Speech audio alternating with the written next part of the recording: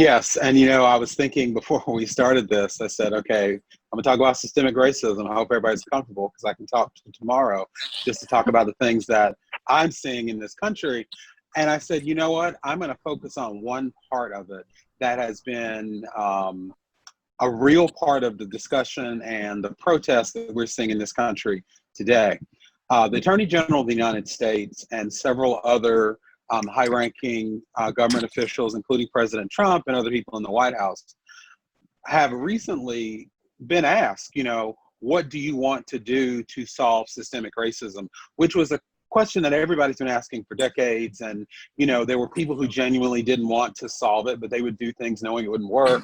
They weren't really supportive. They were supportive words, but that was all. This administration says, wait, we don't even think it's a thing. Systemic racism doesn't even exist. And it baffles me because the one thing in this country, a lot of times money will help mitigate a lot. Racism is so deep in this country. I always tell myself, if Barack Obama was on the street and somebody didn't recognize him, he is in the same position as somebody who has no money and has no power.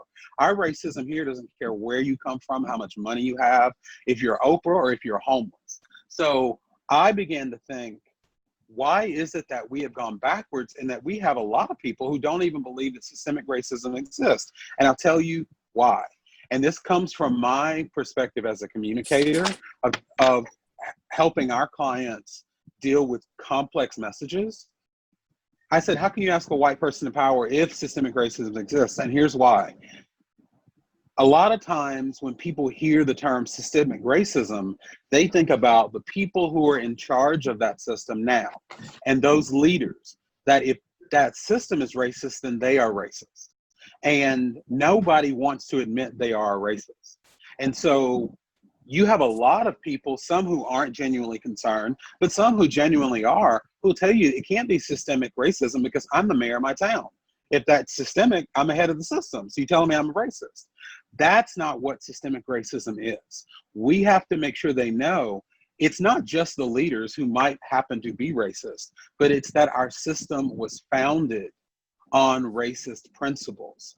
And that when we see what's happening, with, whether it be police brutality or anything else, redlining, economic issues, it's systemic because the system is working the way it was designed to work. We need to reform the system. And once people realize that that's what we're talking about and not just talking about a particular person being racist, we'll understand it.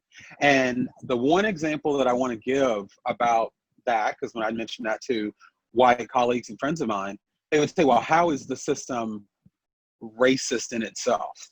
Well, I'll tell you, when we talk about George Floyd, Breonna Taylor, Ahmaud Arbery, and so many others, one of the reasons why it's hard to get justice for them is what happened to them was completely legal. And that's why we need to reform our system. Now, obviously, sometimes people go beyond the line, but we have a system set up that that we give policemen the benefit of the doubt against victims. And in some cases, you can't even charge them with something. So I think that is a perfect example of systemic racism, that we not only have to deal with the people that are racist, but we have a system that is set up to make racism flourish. And until we recognize that, we're not going to change anything. Okay, I actually like the way that Calvin put it. But then, to buttress his point, I also understand that people need to understand what exactly systemic racism is. Now, he is giving a bit of that, but then systemic racism comes in different forms, and people do not even know when, they do not, because for some reason it has been internalized, and, some of these actions are, personally mediated. They do not even believe that these are actually acts of systemic racism. So it is important that people understand that there are different categories. Like you have the personally mediated kind of racism, you have the internalized kind of systemic racism, and of course the institutionalized type. Now, the personally mediated racism is, when there are deliberate specific social attitudes to racially prejudiced action.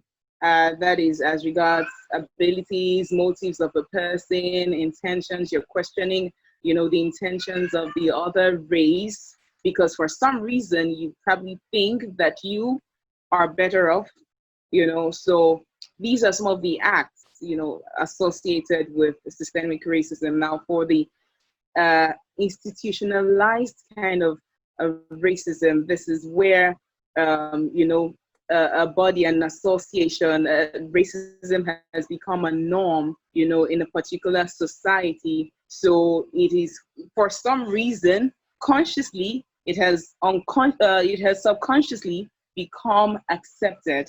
That is when systemic racism has been institutionalized. So, and this comes from some kind of established and respected forces in the society.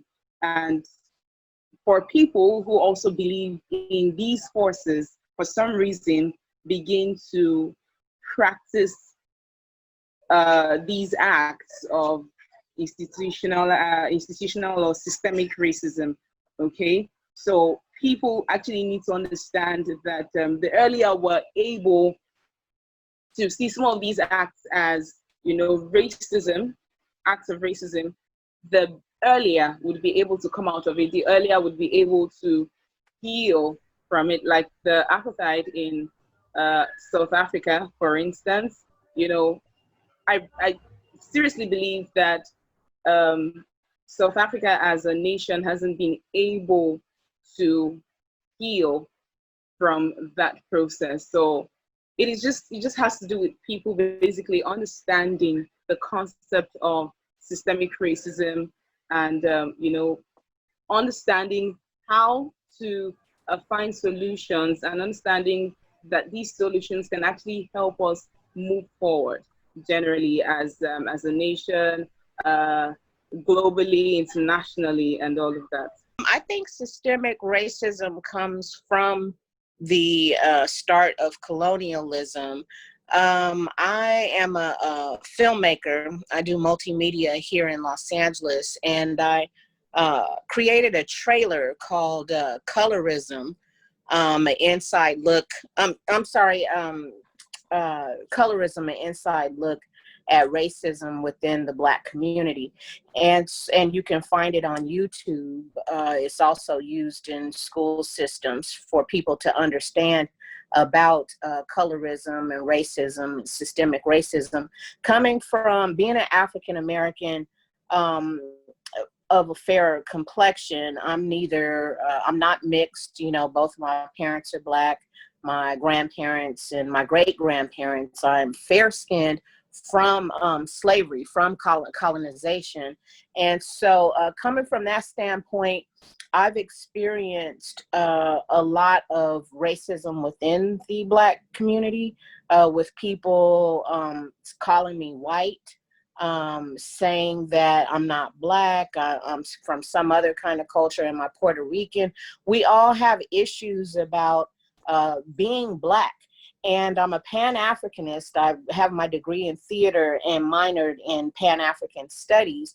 And so I'm here to promote the diaspora and the African culture, to let people know that it's okay to have dark skin. It's also okay to have light skin. That doesn't mean that I'm any different than someone with a darker complexion. So I feel like systemic racism is an institution, it's an idea, it's a notion that my skin color is better than yours. Whether I'm a European, that makes me, if I'm a white European, that makes me better than you. And so I think it trickles down, the macro of the micro, it trickles down everywhere in life, which includes housing and wealth, because traditionally the European colonists built their wealth upon the free labor of the Africans, especially here in America and in the Caribbean and so forth. So they have a edge over us as far as having access to wealth because we as Africans had to work for free for them. So yes, it is going to affect the status, the economic status of a particular culture. That trickles down into our judicial system, our laws and so forth, because the colonists, the European colonizers, are in those particular positions. Even looking at the media, I told you my background is I've been in media for over 40 years since I was a child.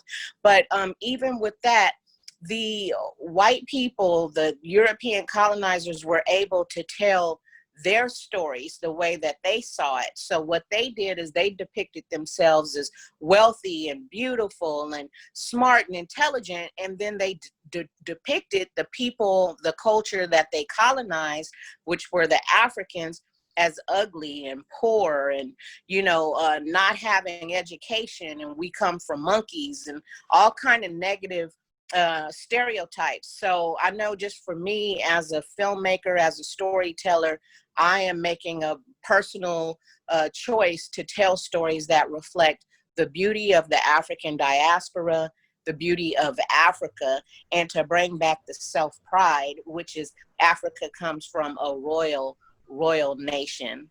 So. Thank you very much, Nina. Thank you.